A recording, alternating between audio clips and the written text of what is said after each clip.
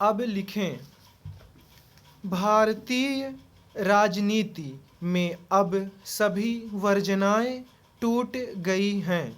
संविधान की व्याख्या अब कानून के मुताबिक नहीं बल्कि राजनीतिक दलों की ज़रूरत के मुताबिक होती है। संयुक्त किसान मोर्चा ने हाल में भारत बंद का आह्वान किया। इस बंद को सफल बनाने के लिए महाराष्ट्र ने सरकार और गुंडागर्दी दोनों का इस्तेमाल किया। देश के इतिहास में पहली बार ऐसा हुआ कि किसी राज्य सरकार ने एक संगठन द्वारा बुलाए बंद की अपील को कामयाब बनाने के लिए बाकायदा कैबिनेट से प्रस्ताव पास कराया।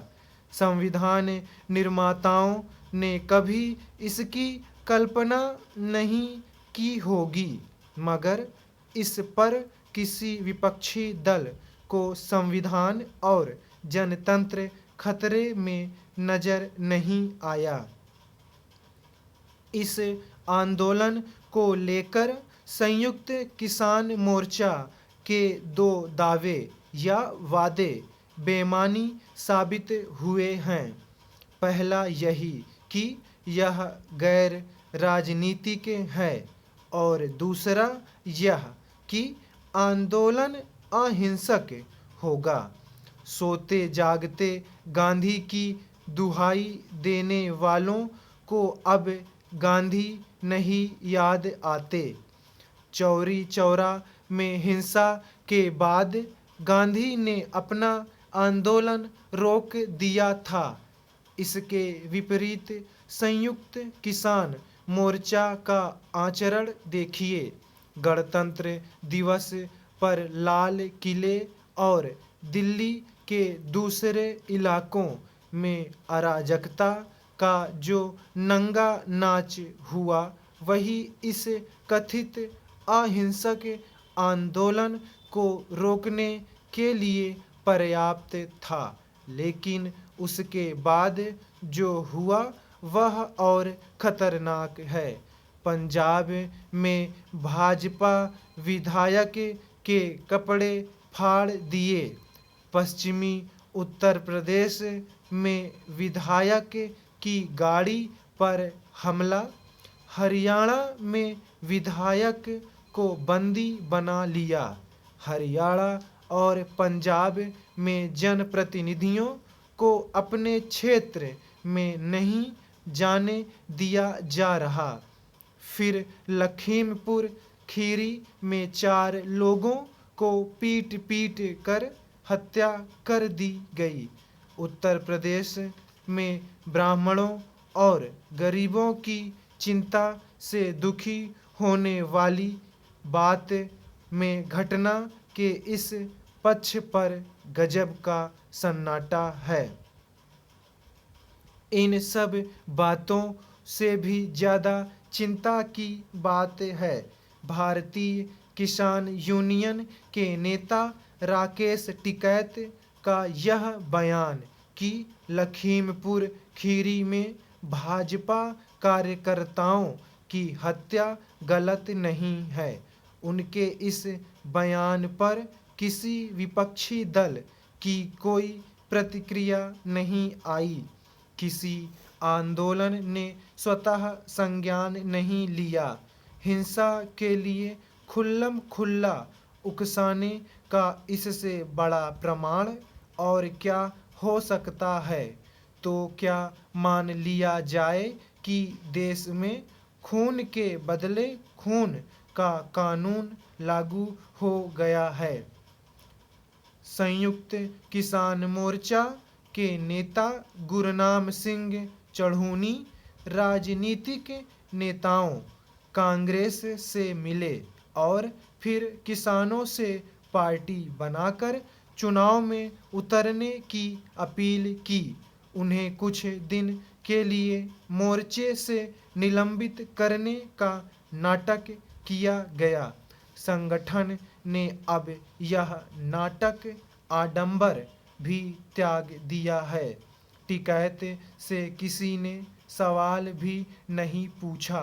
किसान आंदोलन के नाम पर एक ऐसा युद्ध लड़ा जा रहा है जिसमें केंद्र की भाजपा सरकार और प्रधानमंत्री से सारी नैतिकता संविधान के प्राविधानों के अनुसार काम करने, हिंसा के खिलाफ संयम बरतने जैसी तमाम अपेक्षाएं हैं। दूसरे पक्ष के लिए इन सब बातों के विरुद्ध आचरण की छूट है। किसान नेता किसी संवैधानिक पद पर नहीं है। उनका संविधान में भी कोई यकीन नहीं दिखता। वे नहीं बताएंगे कि सरकार ने जो 3 कृषि कानून बनाए हैं उनमें क्या खराबी है। उनकी बस एक ही जिद है कि कानून रद्द करो। क्यों रद्द करो? क्योंकि उसके बिना जिन राजनीतिक दलों का खेल वे खेल रहे हैं उन्हें फायदा नहीं होगा। संयुक्त किसान मोर्चा और सरकार का विरोध कर रहे विपक्षी दलों ने सारी ताकत लगा दी, लेकिन इस कथित आंदोलन को 2.5 राज्यों से बाहर नहीं पहुंचा सके। महाराष्ट्र में उद्धव ठाकरे सरकार ने जो किया उसे इसी संदर्भ में देखा जाना चाहिए। महाराष्ट्र में शिवसेना, राष्ट्रवादी कांग्रेस पार्टी और कांग्रेस की साझा सरकार है। इन 3 पार्टियों को इस बात का विश्वास नहीं था कि वे मिलकर भी संयुक्त किसान मोर्चा की भारत बंद की अपील को सफल बना पाएंगी। ऐसे में एक ही रास्ता बचा था, सरकारी बंद। जिस सरकार पर प्रदेश की व्यवस्था चलाने की जिम्मेदारी है वही कैबिनेट से उसे बंद करवाने का प्रस्ताव पास करवा रही है। यह इस बात का भी संकेत है कि उद्धव ठाकरे को भरोसा नहीं था कि उनकी अपील पर बाकी दोनों दल साथ देंगे। इतना सब करके भी शिवसेना के गुंडों को सड़क पर उतारना पड़ा। लखीमपुर खीरी में 4 लोगों पर गाड़ी चढ़ाकर मार दिया गया। क्या यह सुनियोजित था या बदहवासी में ऐसा हुआ? इसकी जांच हो रही है। केंद्रीय गृह राज्य मंत्री अजय मिश्र के बेटे आशीष पर आरोप लगा तो पुलिस ने हत्या और अन्य धाराओं में नामजद मुकदमा दर्ज किया।